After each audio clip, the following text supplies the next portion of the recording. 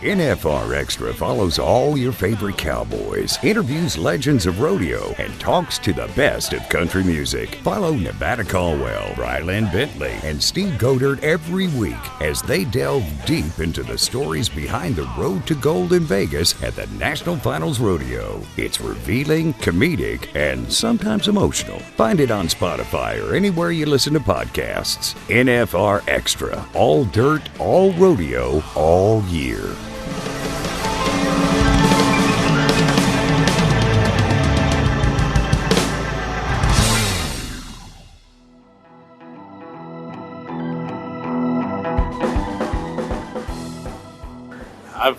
I've roped against them NFR guys since I was like 13, 14, 15 years old. I was entering the open ropings. Even if I didn't have a chance, I'd still enter them just to get the experience under me and learn more and just get it to where I could mentally, rope against those guys. And really, whenever I was 14, I won my first open roping against all the NFR qualifiers and stuff like that. So it seemed like whenever I was at a young age, I came up roping with the same guys I am with now.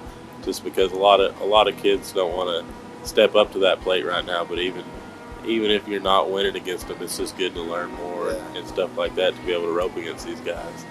Because it's tough at a young age and it's still tough now, so it's just something roping against them young, figure it out then. NFR Extra, episode 101.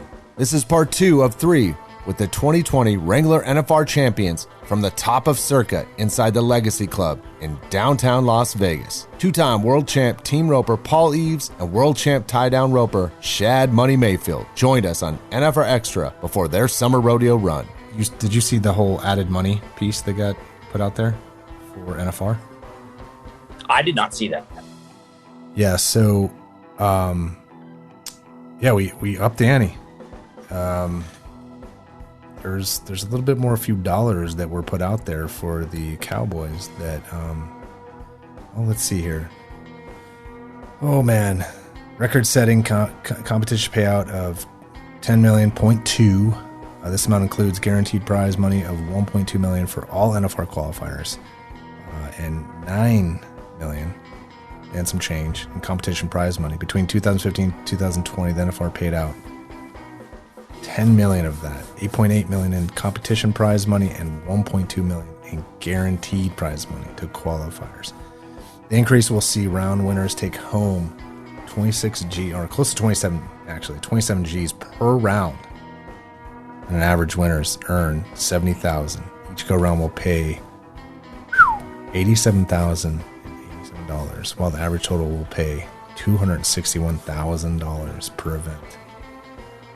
Dude, that in context, in consideration of what your rodeo season looks like. I mean, if one contestant wins $27,000 during the month of July, which is essentially the biggest month, that's top of the game. To put that into one night is what it's all about. Yeah. Yeah. The other thing, just said this, the increased pay is roughly about $3 million. So, yeah, you're right. And the other thing I always think about bull riders, right? When that one dude stays on maybe a couple of times out of the 10 days, everyone else always finishes, right? Like predominantly, right? Yeah. If I'm wrong, but bull riding, a lot of times it could be 1 or 2, maybe 3. Yeah, but you think about in the bull riding, then if only 3 guys ride and that money all stacks up to only 3 guys getting a payout, that's a huge check. That's not just $26,000 in first place. Yeah, they're all winning around essentially on that deal. That is exactly. A big check. Not only is that a big check, but that's a big check, right? Like, it's rodeo and big checks. But that's $87,000 if only one guy rides in the rough stop. Yeah. That's huge, man, right? That's where in equivalence to other years, there's nothing else that averages up to that, right? You can't. Was that like a 2 months run of things or 3 months? In the sense of regular PRCA rodeo season, rodeos, no, nothing would add up to that. Now, we do have the American in play this year, which can count for $50,000 towards your PRCA World Standings. But other than that, I don't really know what comes close. Which is always a boost now, right? Like, you got to think, like, that happens, you coming out of the NFR, you're in the middle of winter, and then bam. I mean, most people, if I've noticed correctly, because this would be our second year, right? That's applied, or was it just the first year in 2020? 2021. Damn, I'm so off from years now. I think 2021, right? I think 2019 was the first year that the American money counted towards PRCA, but I could be wrong there. Now let me add this too, because a couple of folks that have done that at the American have went on to win the NFR. Casey, right? Didn't he win last year? No. Yeah. Anyways, my point is that coming out of the American is a gigantic boost heading towards the NFR. It's pretty much a piece of you now get to make the run for the NFR because you have a chance. World Championship, you can't guarantee that, but as far as solidifying a spot to go to the NFR, it's almost a shoo-in. Yes, correct me on that. Yes, my bad. Making it to Vegas. Winning, all of the ball wax. Yeah. And it's, all of this stuff for the majority of these guys, let's just say guys and gals, are younger, early 20s, late 20s, mid 20s, somewhere in there, for their first time NFR qualifier. Look at the Wright brothers, for example. Look at Stetson and Ryder Wright, how much money those guys have won. They're doing what they love. And it's essentially like lottery money. It's that life-changing type money that's available not only throughout the year. I mean, if you have a good season, you just look at where the money and the dollars earned going into the NFR is and coming out of it. It's substantial. But if you make it to the NFR and you do well there, that is life-changing type money. Yeah. Well, and making it to the NFR kind of secures your ability to go the next season and possibly 2 seasons, depending on how well your NFR goes. I mean, it's a $10,000 check when you make it. Yeah. And not only that, thanks, Benny. It also changes, right? That's why it's so hard to quantify for the outside fan listening or that watches and things like all of a sudden someone could show up in 15th spot, 14th, and end up winning that thing because of this money right here when we talk about the whole pot that you're fighting for. I mean, that's what makes it cool, man. I mean, Jacob, I believe Edler, yeah, Edler, cousin Eddie. He was probably the prime example of that. But yeah, it's definitely all part of the bigger deal here in Vegas and for the rodeo. But it's a lot of money, man. It's good stuff heading towards here we are in middle of summer, getting ready for December. Enjoy our conversation with Paul Eaves and Shad Money Mayfield on NFR Extra.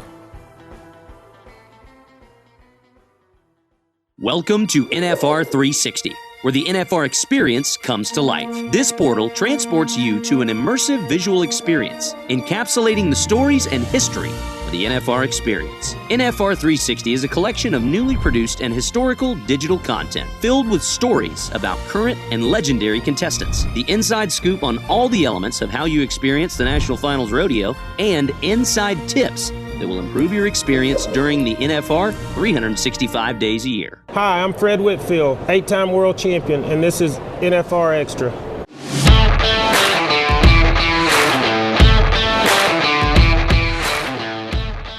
Success came early for Team Roper Paul Eaves at the young age of 18, where he won $100,000 in prize money at the Wildfire Open in Salado, Texas, before he even received his pro card. Shortly after that, he would join the PRCA. Paul would build on his success, debuting in his first Wrangler NFR in 2012. He became a regular in Las Vegas, making the Super Bowl of rodeo each year, and his dream of winning the coveted gold buckle finally paid off in 2018.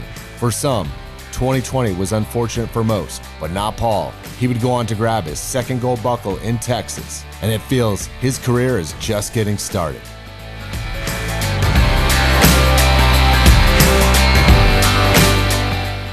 Mr. Paul Eaves, welcome to NFR Extra, sir. How's it going, man? It's going good. Thanks for having me. Yeah.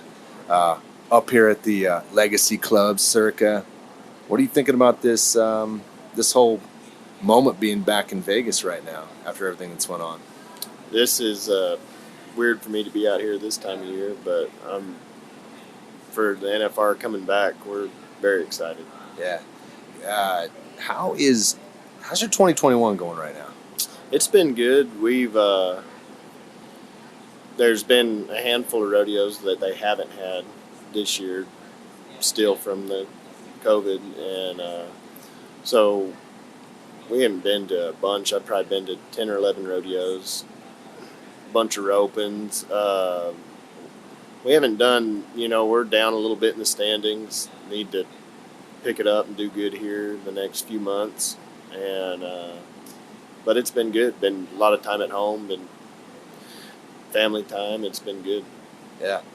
When you think about, I kind of just want to bring this up. I think it was 10th round. You guys were down at one point and didn't know where you were going to end up. And you had to put all out. Is that something that sits in you now, even wherever you're at standing-wise, and how far out the NFR is, to always have that mindset that you can get it done in the way that you did back then? Does that apply to like a longer term for a calendar that you're dealing with right now? For sure. I mean, that's something that came into effect last year at the NFR, but through my whole life it's been that way. You battle back from whatever. There's always something happening that's out of the ordinary you don't see coming that you wish didn't. But yeah, I mean, doing this for a living, you learn how to battle back, block out the bad, think about the good. Yeah. So for sure. Nice. Let's block out the bad. Let's go right to the good. What's like one NFR in Vegas memory, either that you were a part of or that you witnessed, that resonated with you to where like that was badass? Like something with the rodeo? NFR in Las Vegas. Either one of your trips or something that you were growing up watching.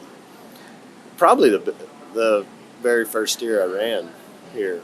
It was, my dream since I was little, and it was just a really cool thing. What was that like, your very first time ever at the Thomas and Mack walking into the box? It really didn't hit me when we were doing all the stuff before, and the pictures and the running the steers through grand entry practice, and then me and Dustin, I was running with Dustin Bird. It was his first time and my first time, and he picked me up at the hotel that evening to drive to the rodeo, and I mean, I was clamped up. Yeah. I mean, I don't usually, I'm not like that, and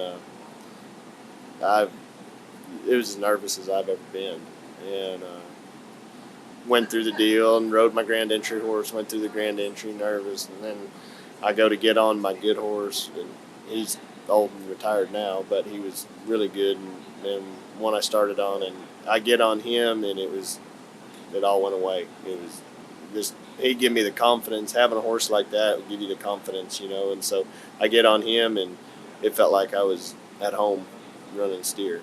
It all went away, but that's probably the coolest experience I've had here. That's awesome. Stay calm. Yeah, right. I'm relaxed. Yeah, You're crying, not me. Yeah, being your first time. See, I mean, and you go back to that moment, I mean,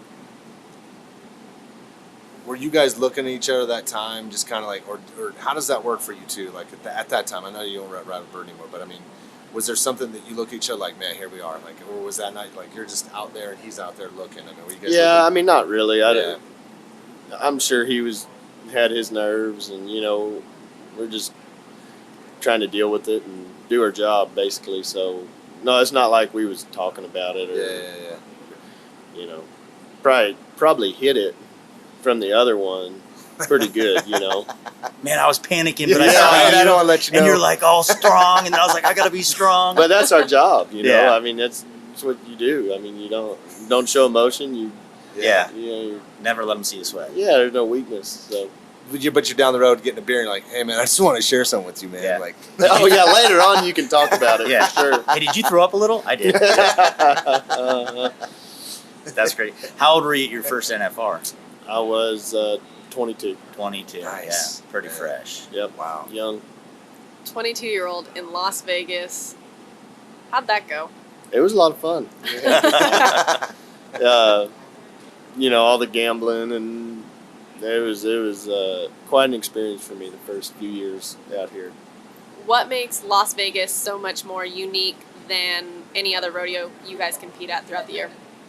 I would say the actual rodeo, just the excitement, electricity in there, and it really doesn't matter either way. You got to do the same thing, but the level of things are up there. The energy. Yeah, the energy is pretty cool. Do you ever get acclimated to that kind of energy in the Thompson Mack? I think so. I mean, I don't know if you ever get acclimated to it, but if you're doing your job, you block it out. Yeah. I mean, for me, if I'm doing a good job at it, that doesn't matter.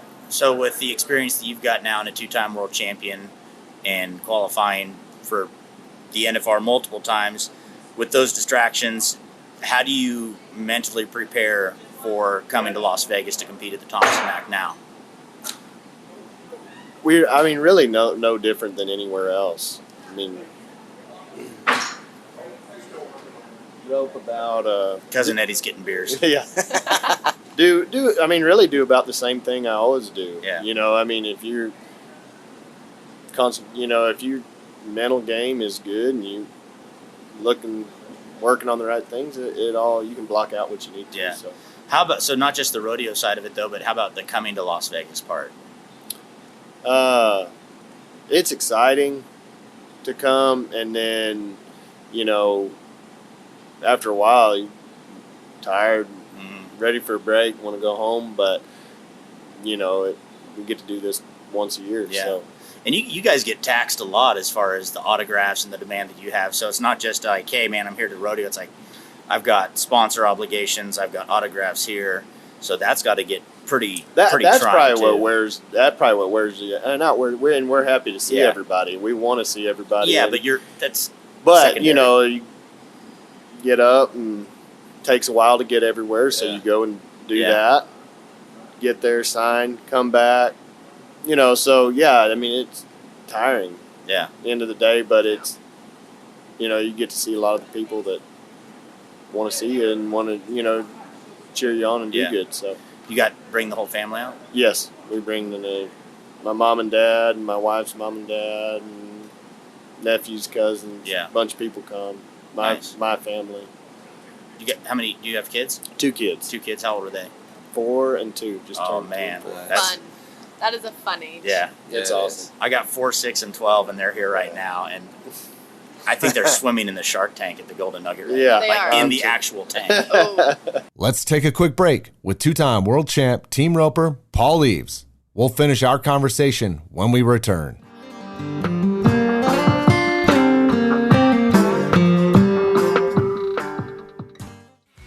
In Las Vegas, December can only mean one thing: the Wrangler National Finals Rodeo. The NFR is the culmination for the top contestants in the world seeking to share the $10 million purse and the coveted gold buckle. For fans, Las Vegas transforms into the greatest Western party in the world with the NFR Experience, which features Cowboy Christmas, the Junior World Finals, non-stop entertainment, custom viewing parties, and so much more. Follow all the action at NFRExperience.com. Great moments, great champions, great memories. There's only one NFR. There is only one Vegas.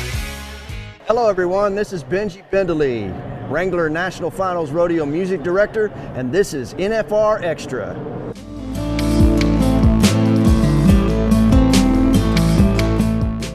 We are here with Paul Eaves on NFR Extra. Yeah, I want to ask a question about Colby, man. So, there was an interesting interview. We had him on, and we were talking about his whole commitment to coming in to last year, whatever. It seems like 10 years ago right now. But, and his commitment to winning, knowing that he was a good cowboy and that he could do this. And there was no chill in him, basically, what he was saying. And, he'd look over and he's like, everyone's got a gold buckle but me. You remember that conversation I was talking about? And did you sense any of that with Colby? Like, just where, like, man, I think if I can't even slack for a second, but I look over him, the intensity is Was it there? Could you feel that with Colby, just knowing what he was after? I mean, you're all trying to get a gold buckle, but he didn't have one. No, for sure. And I mean, a lot of things went into that, not just having a gold buckle, but his experiences that year with that boy that came into his life, and his that boy's family. Yeah. And yeah, the like you said, everybody wants to do good, but the drive and the intensity he had,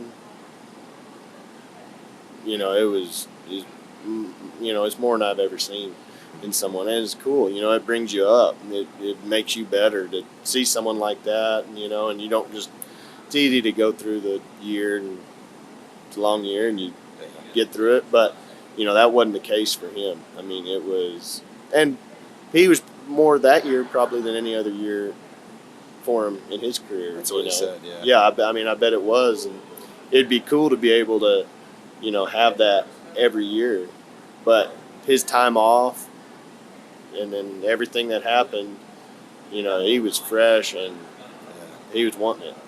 It's cool, man. It's cool to experience that, not only winning it, but you see someone else win it. That's got to be a big and it's neat to see, what he was saying all year. He was speaking it. Oh, wow. All year. Damn. Yeah, when we started roping, he's like, hey, we are gonna have a chance. We're going to have a chance the last day. He would say it all year. Oh, that's awesome. That's crazy. But the power of what you say, how important that is, because, he spoke it into existence, really. That deal was crazy because all the champions have had a story like that, to where it's like, Casey Field was talking, like, when he's driving in, he goes, Steph, I'm going to win it this year. I'm going to win it. And then when we were talking to Colby, it was like that whole deal of, like, I'm a world champion. And he goes, I don't want just the back number. I don't want the back number. The back number's cool. He goes, I want a buckle. And like that to expand on your story, was sitting in the truck and it was hot, and he was looking at his buckle, and he goes, what if that was a world championship buckle? And then that mindset of just like, I'm a champion. I am the champion. We're winning it this year. Like, dude, you can say it, but to say it and do it, that is some powerful stuff right there now. It really is. I mean, to be a part of it was super neat. Yeah. Everything going on in his life. Yeah. That's crazy, man. Yeah. So does it feel good looking at Las Vegas right now? 60 stories up, and baby, let's come back. Yeah, well, it makes me excited for it. I mean, this time of year, the rodeos are kicking off. Yeah. Fixing to get busy. The Reno closes today, so I'm on the phone messing with that. St. Paul, a bunch of rodeos. Yeah. So, this is the end goal here. Right here. We're about to work on it. Yeah. This summer. I like it.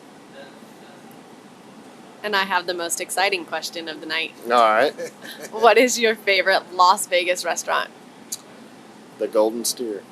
Yeah, nice. But wait, how did you find it? Usually, we got a bunch of family in there, every night we'll pick somewhere to go eat and try something new. And I was maybe going to an autograph signing in a cab, and the cab driver was telling me about the Golden Steer. I'd never heard of it, and we'll try it out.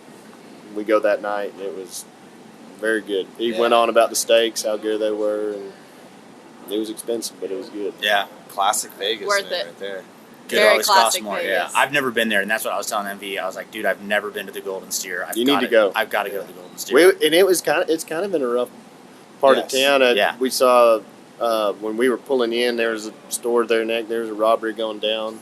Yeah. When we were pulling in, cops just throw $20 to the guy. Like, hey, this is all I got, man. Just go in here, grab my tea. But yeah, I mean, it was. We need to go back. That's awesome. For sure. Well, dude, tonight down in Barry's, the display of, being not just I'll say more of a cattleman than a cowboy, but when you see the beef and the tomahawks and the ribeyes and the New Yorks that they have dry aged sitting in this display case. On the salt blocks? Where is it? Right, we're going there tonight, dude. Right downstairs. Oh, really? Cool. Oh, man. It's you're like, all right, this is it. Yeah, we'll see how it goes. I'll like let a good steak. Oh, man. Yeah, the Golden Steer, I'm all about it, though. That sounds great. So what about as far as being to Vegas, being a world champion, and not so much the motivation of music, but if there was a song that you kind of felt was like, that's my jam, that's Paul Eaves right there, what song? I don't know if I have one. That's something Shad would probably He do better on. You know, he would probably have a list. I don't. Yeah. No, I get you. That's one of those things too, to where like you can almost hear, you know, and we go back to like Cody Ole with the cowboy thing. Right. It's like, oh man, or Will Lowe and Low Rider. It's like, that's him. Team ropers, we don't got that. I feel like the guys in the single events, the Kief ropers, Bronc bull riders, they got that. We're just here to win. What if Paul would have said Young Thug? You're like, what? Yeah. Notorious B.I.G., son. That's what I'm all about. Exactly. Yeah. It'd be some old country song, probably. If I... George Jones, He Stopped Loving Her Today. I was going to go more like, he's a classic man, just easy, mellow beat. There you go. Okay, well, good to know. We'll have to couple. Envy. Team Get a tune for him. That's perfect. Yeah. If you had to work and did not need the money, what would you do? You can't say team roping. If I had to work and didn't need the money, I would probably I'd probably be doing what I'm doing now. As far as the at home, the riding the horses. Training. Sell, buy some. Yep. Nice. That's Trading. No, not trading. No. Bad Not word. trading. Selling. Yeah, no. Training. Yeah. No, I mean just messing with the horses and getting to do that. I mean that's what I love to do, and so I'd be doing that either way. And you do a lot of bloodline training as well, correct? I mean, I don't know as much about that as some. I mean, I do pay attention to that when they're young. I mean, that comes into play. When they're older, you know what you got. Right. But I just any nice horses. Yeah. I love having. Can't ride papers. I want to have them. You know, Yeah. if they're special and nice, that's what I want. Can't beat a nice horse. No, it's pretty cool. You shouldn't beat a nice horse. Yeah, that didn't sound good, Triple B. I guess that's true. We better not beat any horses, really. Definitely not a nice horse. Bad ones, no problem. Man. Cool. Yeah. Thank you, Mr. Eaves. This was, thanks for coming on, man. Yep. Thank you for having me. Thanks for coming down to Vegas. Enjoy this while you're here. And Yep, then, it's a nice little break before we come back. We'll go to the Golden Steer in December. Okay, that sounds good to me. No robberies, though. It might be them robbing the Golden Steer. Yeah, no kidding. Yeah, it'll be a loss for sure if I show up. Yeah. Yeah. That's awesome. Positive you. stuff. Awesome. Paul Eaves. Thank you. Thank you, sir.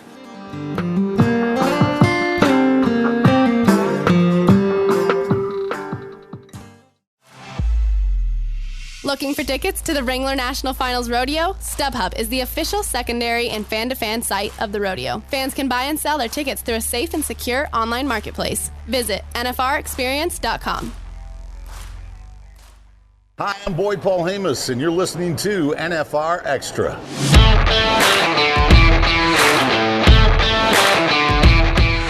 Rodeo played a prominent role in the Mayfield household. Shad's dad, former tie-down roper Sylvester Mayfield, earned his spot to the NFR twice, and like cowboy-like son, he leveraged his success to teach Shad the ropes when he was just 7 years old. After winning the 2019 National High School Finals Rodeo, Shad competed at the Wrangler NFR in the entertainment capital of the world. Most cowboys never get to make it to the NFR, let alone wear the elusive gold buckle. Shad Mayfield is not one of those cowboys. In 2020, he became a world champ before he was even old enough to spin the roulette wheel in Las Vegas. Shad Money Mayfield has a bright future ahead of him.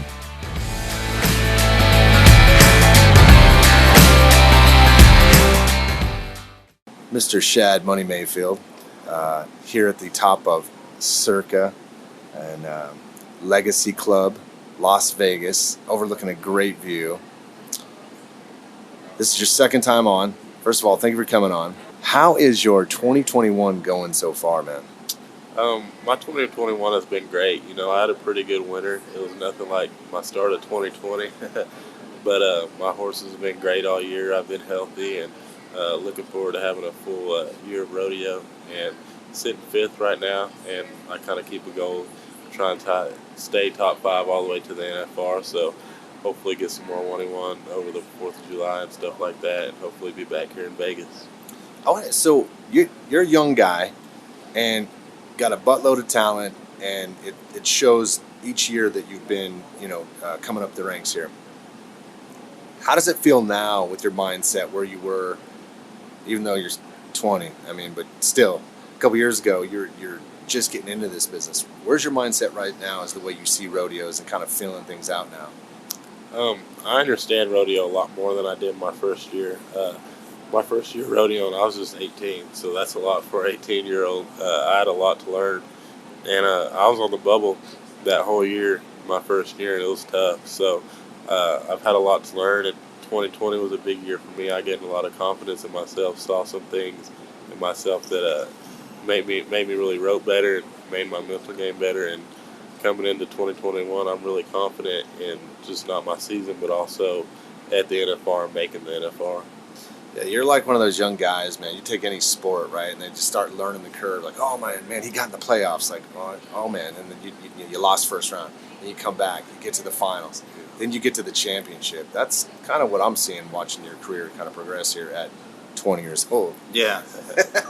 That's crazy, man. I mean, being 20 years old, you've accomplished more in your short professional career between 18 to 20 than a lot of guys have their entire life. Like, they'll be 35 and trying and put in the effort and the work and everything, and you put your talent and your skill set together, and I mean, you've got some blessings on you, man. And it's like, to watch where you're going on this ride is, I mean, it's literally just beginning with this first World Championship. But what is there one NFR moment that sticks out the most in your mind, be it something that you've experienced or that you watched that just absolutely was like, man, that right there? It had to have been my first round at my first NFR here in Vegas in 2019. Just the energy in that Thomas and Mack, it's unreal. It's something that you just don't see every day at every rodeo. And riding in that box, I mean, whenever you ride in, you can't really see the arena or nothing or what you're expecting. And whenever I rode in that box, I was just kind of like, wow, my adrenaline just went up just from hearing everyone cheer whenever they call my name. That's just something that everyone should be able to try and witness, because it's just a great feeling. Yeah, that's insane. That deal, it's almost like riding blind into a cave. Yeah. I mean, it's got to be like you've got a game plan, you got a mindset, and then all of a sudden it's like, okay.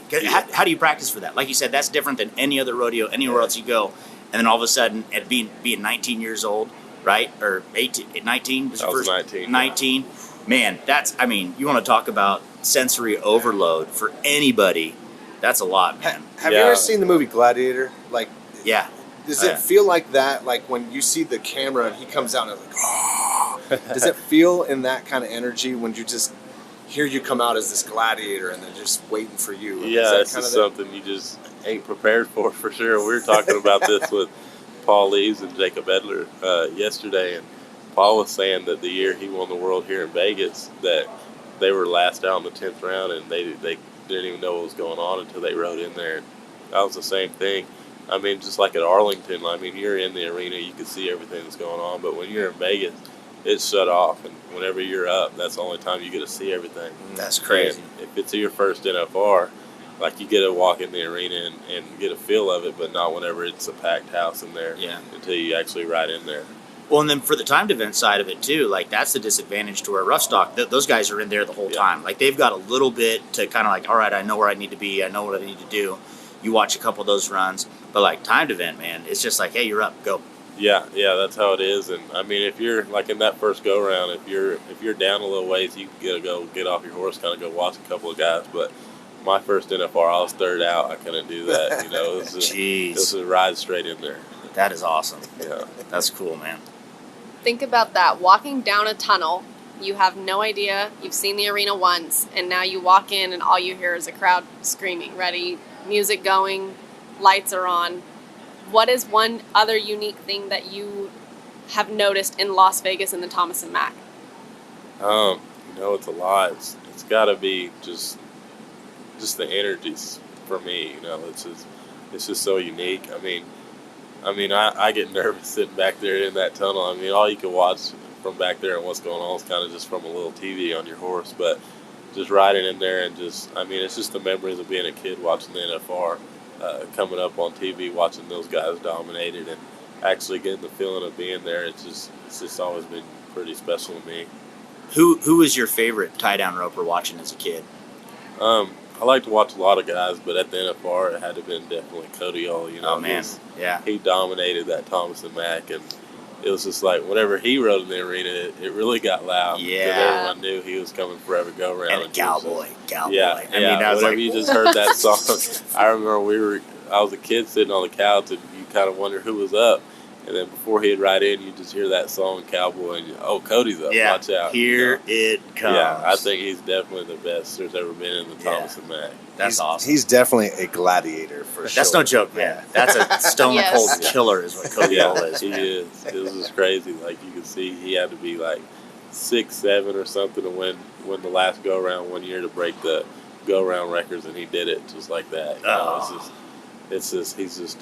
he just dominates that place. That is a honed and sharpened tool, is Cody All, man. That guy's mind is like a razor. Yeah, that's crazy. The interesting thing, too, like, you know, you talk about the sensory overload, Vegas, the bright lights, you know, a young guy coming in.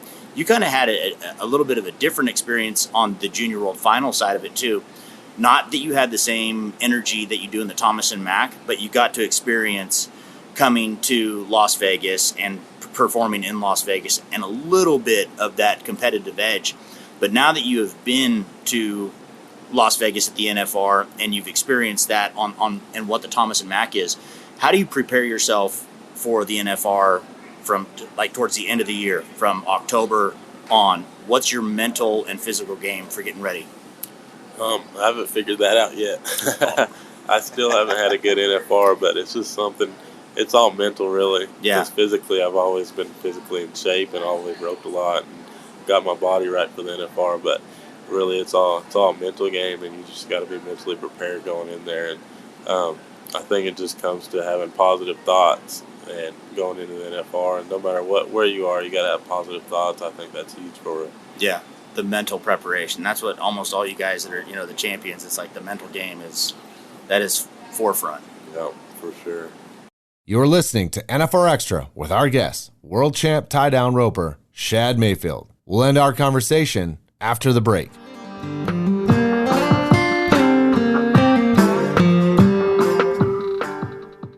NFR Extra follows cowboys, talks to legends and country stars, and finds the stories that make up the season that leads to the annual showdown in December. Follow me, Nevada Caldwell, Rylan Bentley, and Steve Goder as we delve deep into the stories in and behind the road to gold. Listen to NFR Extra on Rural Radio, channel 147 on Sirius XM every Monday at 8 p.m. Pacific, 11 Eastern, with a re-air Tuesday in the same time slot. NFR Extra, all dirt, all rodeo, all year.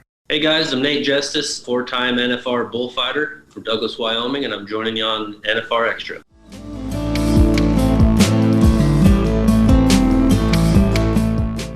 Shad Money Mayfield, right here on NFR Extra. Coming into Las Vegas so young, how do you keep from being distracted?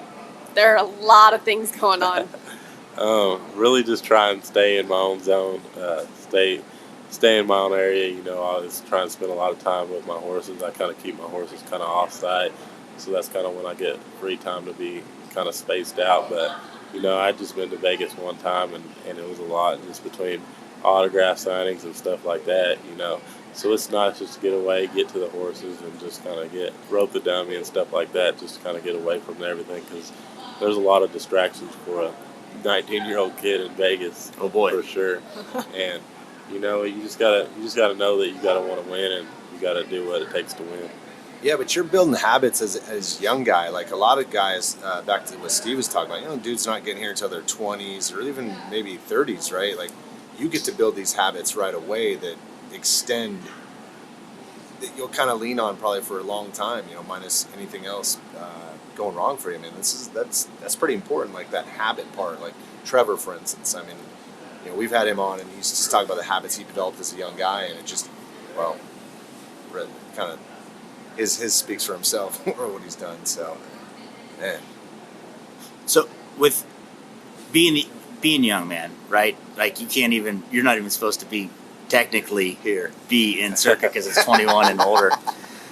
But is that something that's kind of like, man, I don't even really get to experience that? Or is it something that's like, you know what I mean? Like, are the distractions there, or is it almost like a distraction that you don't have the distractions? Like, we're going out, we're doing this. You're like, later. Yeah, the distractions are there for sure. Yeah. That's when it comes back to kind of staying in your own zone. Yeah. I mean, every rodeo, I feel like, for me, would be a distraction if I wanted to be and let stuff get to me. But, you know, it just comes to how bad you want to win and stuff like that you just got to be able to stay focused on roping. Because usually when we're out rodeoing and whenever it kind of sets off, we got a rodeo every day, so you don't got time to just go have distractions, you know what I mean? So, yeah. Especially at the NFR, you got to go around back to back for 10 rounds, so you got to keep your head in the game. But you also have to make time to eat. So what is one of your favorite Las Vegas restaurants? You know, I just kind of like classic and easy. You know, I'll go to Denny's here in Las Vegas. I don't want to. I've never actually gone out to somewhere fancy here in Vegas. We got to change that. Yeah. Well, we are taking you to tonight. Barry's. Yeah. Barry's here at the Circa is a phenomenal steakhouse. You'll get to experience, and here on If out they you let me have to. Hey, we're getting you in We Barry's. got you. Don't worry. Yeah. We're gonna have to get this kid to eat. Yeah. Well, even like on the breakfast side, take him some killer breakfast spots here. Be like Denny's. Yeah. Yeah, well, let's You go to just want Denny's. some Let's get a pancakes. classic breakfast. A classic breakfast, not even pancakes Yeah, they got pancakes at Denny's. included. It's good though. So, you know, in the 3 years that you've been a part of the NFR, is there other moments that you've witnessed some other contestant like that you made stick in your mind right now, or even in growing up, that kind of sticks in your mind that you experienced that kind of doesn't leave your mind right now for a young guy? Because a lot of experiences going on at your age. I mean, you have anything like that? Not really. I kind of just try and just focus on myself, not really watch other people. But like I said, you can't really watch other guys what's going on, being back there in that tunnel. But you know, there's a lot I still have to learn. I'm still young, coming up, but you know, I just try and just worry about myself because each one of those guys, I mean, they don't want you to win. You're roping against each other at the end of it. So just try and stay focused on myself and what I'm doing. Well, hold on, man. Everyone's like, yes, sir. Everyone's cool with each other, though. But like, you know, it's like, I want you to do good. Yeah, deep down. Yeah, exactly. Like not good that run. good. Not really. Yeah. Yeah. Hey, man, keep it up. Yeah. You'll get to where I'm at someday. Yeah.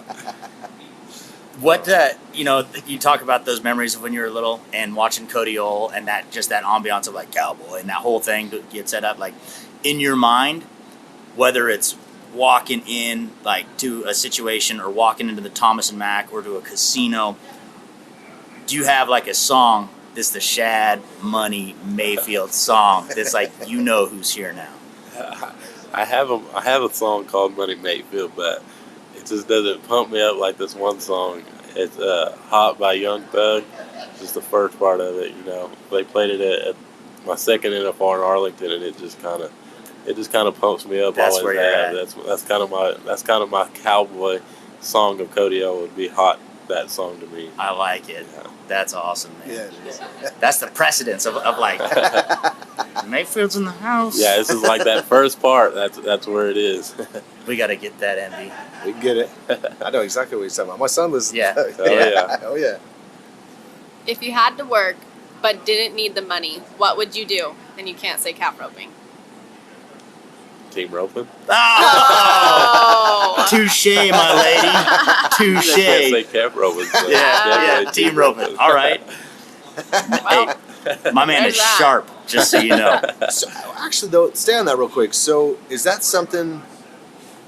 Do you look at maybe going down the road, getting that all around and team rope? Like, is that something in your mindset? Yeah, but Stetson Wright makes that hard. Yeah. He's tough, but you know, I kind of did 2 events last year. Won a little bit team roping, but not really enough to kind of be in the all-around race. But eventually, I'm going to learn how to be start steer tripping. That counts for the all-around, and then team roping. Later in my years, kind of once I get the calf roping part mastered, I just kind of want to get one event mastered before I kind of go to another one. But I'll eventually come in at more events and go for an all-around title. Yeah. You're just starting to cook, man. That's that focus. It's 20. He's got it. Yeah. He's got time. Yeah, for sure got time. That's the appreciation on the focus, though, too. Is like, yeah, of course I want to be all around. Of course I want to team up. But right now I'm just going to focus on this. Yeah. Hey, and then when Shad gets that Dude. stoked, man, watch out. It's Not good that you for- haven't. I mean, being a world champions, you know, I mean, that's already legit. But I feel you when you got that 5 and 6 time. But think what he's talking about, Steve. I mean, like, you're 20, man, and you got a mindset of a champion already. So, I mean, like, this is good for the rodeo business. This is good for young people listening, you know, just how to go about doing this. Because some young guys just, they don't get it, man. Like, the work you got to put in. And it's tough, man. Well, that's Shad, too. Also, you look at a lot of guys that, you know, they're 24 and 25 before they make their first NFR. And so when you're 24, 25, and you've already got that experience and that, you know, like you said, you start, you know, it's crazy to hear you say, like, I don't really have that figured out mentally yet, to where you're still developing your mental game in preparation for this one particular rodeo. But you're going to be leaps and bounds, you know, have a head start of 5 years amongst them other guys that are coming, to where it's like, once that mental game gets dialed in, and not that it's not dialed in right now, but it's like when you get it honed and you're like, I'm the master of my craft, it's going to be legit.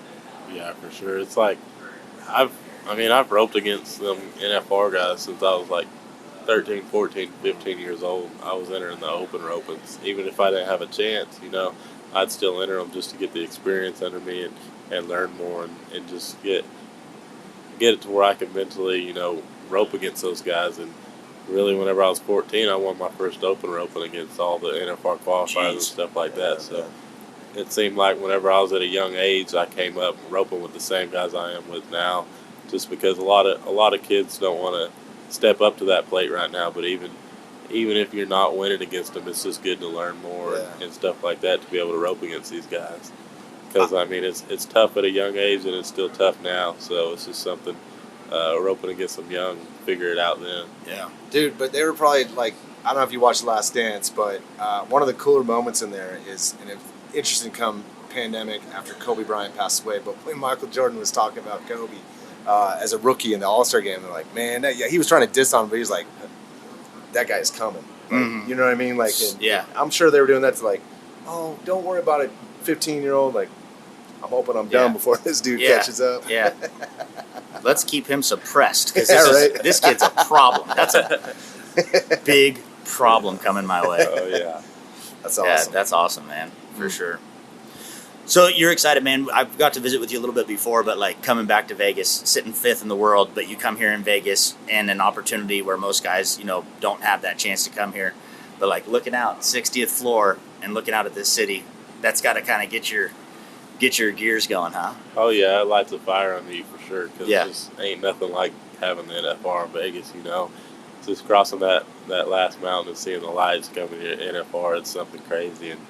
And we're kind of far out from the NFR right now, and we got a long season ahead. But it makes you really want to try roping better right now to be able to come back over here to Vegas. Yes, sir.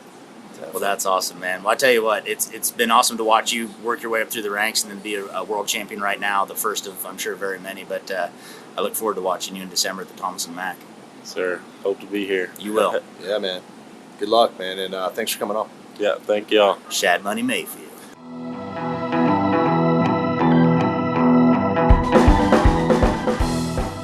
We want to thank Paul Eaves and Shad Money Mayfield for hanging with us on NFR Extra. Want to experience more of NFR? Then visit NFRexperience.com. And we invite you to subscribe to NFR Extra on Apple Podcasts, Spotify, iHeartRadio, or wherever you're listening right now. If you like what you've heard on NFR Extra, we would love it if you gave us a big 5-star rating and tell your friends how to subscribe. NFR Extra. All dirt. All rodeo. All year. Gotta make it out to Vegas, where the big boys roam, with the rovers and the racers and the bulls and the broncs, and the ladies in the skin-tight Wranglers and the cowboys.